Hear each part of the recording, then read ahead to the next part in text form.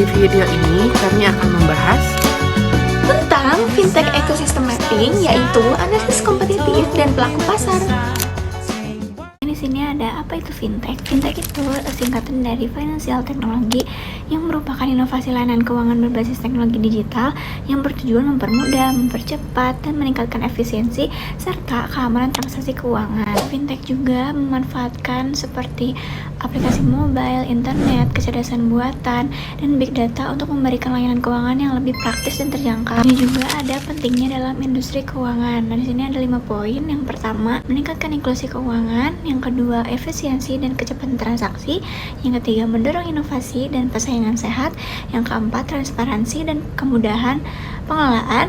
Dan yang terakhir itu mendukung pertumbuhan ekonomi digital. Selanjutnya di sini ada pemetaan singkat ekosistem fintech di Indonesia.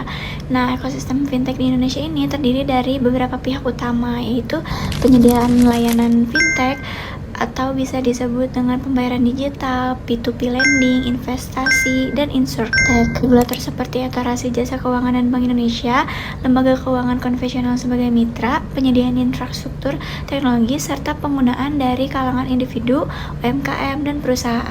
Lalu untuk segmen-segmen fintech, yaitu di sini ada 9 poin. Nah, yang pertama itu ada payment atau pembayaran digital. Yang kedua ada lending atau pinjaman digital atau P2P lending. Yang ketiga ada investech. Yang keempat ada insurtech. Yang kelima ada digital banking atau neobank. Keenam ada wealth management. Yang ketujuh ada financial management tools. 8 ada crowdfunding. Nah, dan yang terakhir yaitu ada RegTech. Lalu tujuan pemetaan ekosistem dalam konteks analisis pasar dan kompetisi di sini itu ada 6 poin. Nah, yang pertama itu ada identifikasi pelaku pasar utama, yaitu mengetahui siapa saja pemain kunci, peran masing-masing, serta hubungan antar pelaku dalam industri. Nah, yang kedua memahami struktur dan dinamika pasar, yaitu melihat alur nilai atau value chain, kolaborasi, dan tingkat persaingan antar segmen. Yang ketiga, menganalisis tingkat persaingan, yaitu identifikasi kompetitor langsung dan tidak langsung, serta posisi setiap pemain di pasar. Yang keempat, menemukan peluang dan celah pasar, yaitu mengungkap segmen yang belum optimal dilayani atau market gap, dan potensi inovasi produk. Nah, yang kelima, menilai keunggulan kompetitif, itu membandingkan model bisnis, teknologi, serta diferensiasi layanan antar pelaku. Dan yang terakhir, mendukung pengambilan keputusan strategis, nah yaitu menjadi dasar dalam menentukan strategi masuk pasar, kemitraan, atau pengembangan produk. Oke, sekarang kita coba zoom in ke salah satu segmen yang lagi hype banget, yaitu P2P lending. Apa sih P2P lending itu? Kalau orang-orang sih banyak nyebutnya pinjol ya. Nah, kenapa sih pinjol bisa serelevan itu? Yang pertama, dia ngasih solusi super cepat buat kebutuhan mendesak atau yang mau mulai usaha tapi modalnya mentok. Yang kedua, P2P lending itu prosesnya serba digital dan instan. Jadi nggak perlu ribet antre, nggak perlu ribet bawa-bawa berkas, tinggal klik-klik di aplikasi, duitnya bisa langsung cair. Yang ketiga, P2P lending ini bisa jadi alternatif akses buat mereka-mereka yang belum atau tidak memiliki akses ke bank biasa.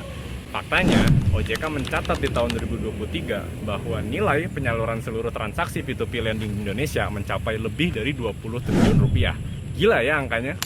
Nah, di tengah angka segede itu, kira-kira siapa aja sih pemainnya?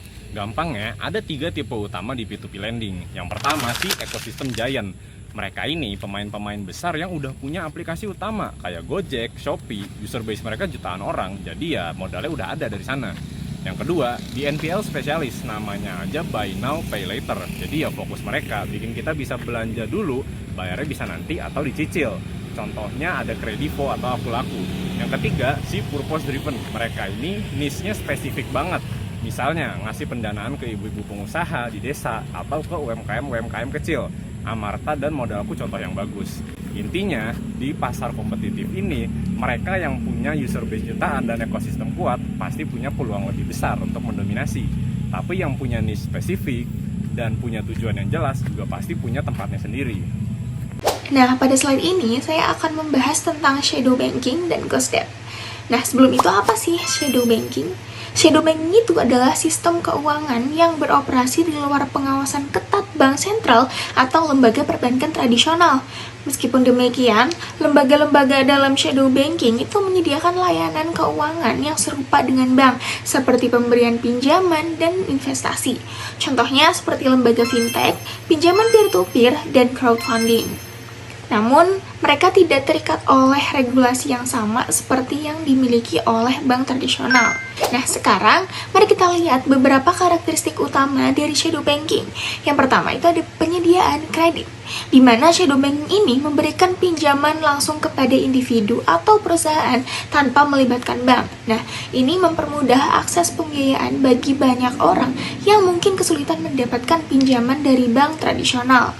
Yang kedua, itu ada pembiayaan alternatif. Nah, dana yang digunakan untuk pinjaman itu berasal dari investor swasta atau lembaga non-bank yang tidak terhubung langsung dengan sistem perbankan. Nah, yang ketiga, regulasi longgar, di mana lembaga-lembaga dalam shadow banking itu tidak terikat pada pengawasan yang ketat, sehingga mereka memiliki lebih banyak kebebasan dalam beroperasi dan menawarkan produk keuangan. Nah, dalam sektor fintech, shadow banking ini memainkan peran penting terutama dalam menghubungkan peminjam dengan pemberi pinjaman melalui platform digital tanpa melibatkan bank tradisional. Nah, kelebihan utama dari shadow banking itu adalah prosesnya yang lebih cepat dan akses yang lebih tinggi bagi mereka yang tidak terjangkau oleh bank. Namun tentu saja ada kekurangannya, yaitu risiko yang lebih tinggi dan kurangnya transparansi dalam proses pinjaman ini. Nah, selanjutnya saya akan membahas mengenai ghost debt. Ghost debt itu adalah utang yang tercatat tanpa persetujuan atau pengetahuan dari peminjam. Nah, seringkali utang ini muncul akibat kesalahan pencatatan atau praktik yang tidak transparan dalam sektor fintech. Nah, pemilik utang yang terjebak dalam ghost debt seringkali tidak menyadari kewajiban mereka karena pencatatan utang yang tidak sah atau tidak tepat. Mari kita lihat dampak ghost debt bagi peminjam. Yang pertama, tentunya adanya kerusakan kredibilitas. Ghost debt bisa merusak skor kredit peminjam yang pada akhirnya membuat mereka kesulitan mendapatkan pinjaman di masa depan. Yang kedua, peningkatan beban utang. Peminjam ini sering terjebak dalam utang yang terus bertambah karena bunga dan biaya tambahan yang dikenakan tanpa mereka ketahui. Nah, bagaimana sih dampak ghost debt terhadap perusahaan fintech? Yang pertama, praktik ghost debt dapat merusak reputasi perusahaan fintech yang terlibat dalam praktik tidak transparan ini. Kepercayaan pelanggan juga akan berkurang dan ini bisa meningkatkan potensi tuntutan hukum terhadap perusahaan tersebut. Nah, selain itu, perusahaan fintech juga berisiko menghadapi regulasi yang lebih ketat atau bahkan tindakan hukum dari otoritas keuangan yang berwenang. Nah, sebagaimana kita lihat, shadow banking dan ghost debt itu sangat terkait. Nah, praktik dalam shadow banking yang seringkali kurang transparan dan tidak diawasi dengan ketat dapat menghasilkan ghost debt. Dan ghost debt itu sendiri dapat merusak kredibilitas sistem pinjaman digital, memperburuk risiko kredit, dan menurunkan kepercayaan konsumen pada sektor lending digital. Nah, akibatnya ini berpotensi menciptakan distorsi dalam pasar keuangan yang lebih luas dan mempengaruhi daya saing sektor fintech. Baik, di sini ada model bisnis pelaku utama segmen P2P lending. Nah, P2P lending merupakan model bisnis fintech yang berfungsi sebagai platform digital penghubung antara lender dan juga borrower. Platform ini menyediakan sistem pengajuan pinjaman, analisis kelayakan kredit, penyaluran dana, serta pengelolaan pembayaran. Pendapatan diperoleh dari biaya layanan dan bunga pinjaman. Nah, di sini contohnya ada Amarta, Investree, dan juga Kredivo. Selanjutnya, di sini ada analisis kekuatan dan kelemahan pelaku model bisnis. Untuk Amarta, kekuatan yang dimilikinya itu ya adalah resiko kredit menjadi lebih rendah, fokus pada segmen mikro yang belum terlayani bank, dampak sosial tinggi sehingga menarik investor yang berpengaruh. Kemudian untuk kelemahannya, skala pertumbuhan lebih lambat, terbatas pada segmen mikro dan wilayah tertentu. Kemudian ada Investree, manajemen risiko lebih kuat melalui kerjasama institusional. Kemudian nilai pinjaman relatif besar dan lebih stabil. Kepercayaan lender pun menjadi lebih tinggi. Nah, untuk kelemahannya, proses lebih selektif dan tidak secepat platform consumer lending. Kemudian bergantung pada mitra bisnis dan kondisi UMKM. Kemudian yang terakhir ada Kredivo, yaitu prosesnya itu sangat cepat dan juga sangat mudah. Kemudian integrasi kuat dengan e-commerce dan merchant online lainnya. Kemudian tingkat penggunaannya juga sangat tinggi. Nah, untuk kelemahan dari Kredivo, resiko kredit yang macet itu bakal menjadi lebih tinggi. Kemudian bergantung pada perilaku konsumtif dari pengguna. Kemudian yang terakhir, kelemahannya itu yaitu adalah sensitif terhadap perubahan regulasi, kredit, dan juga konsumsi. Baik, selanjutnya. Oke, selanjutnya ada peluang dan ancaman segmen fintech atau P2P lending.